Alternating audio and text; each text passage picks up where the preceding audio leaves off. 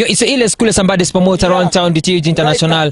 A program ya Unyamurungi agurabagutari Bakiga TV. Remember, you can follow us on Facebook, Instagram and Twitter. We are everywhere.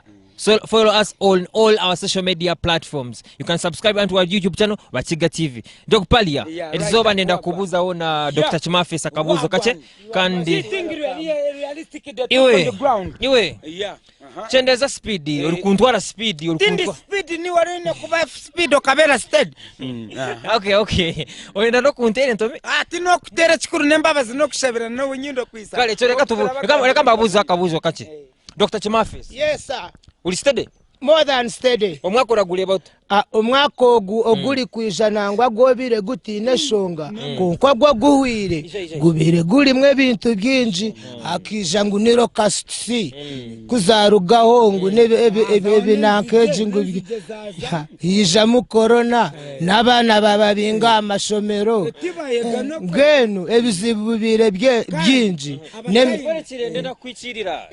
nemirimo itubire turakora nkitwa ba boda nguno ngeno nesete twabone sete umwaka gwembwe hobo guire tigumboneriro kutwariza hamwe ati dogopalia gamba mwaka guire hata mwaka guire as we in the completion as we do accomplish and in finishing as well as Bakiga TV, as we tell the people all over the world.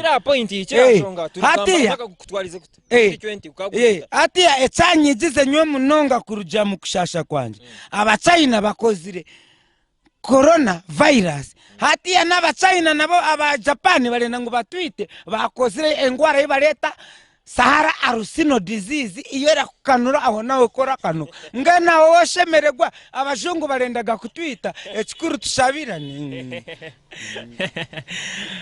dogopalia Sahara jirati Sahara Arusino disease ejone aba Japan bakozire abarenda ngo bachallenge ngaba China so umwaka in general short just mu bibiri umwaka gubire guri in short in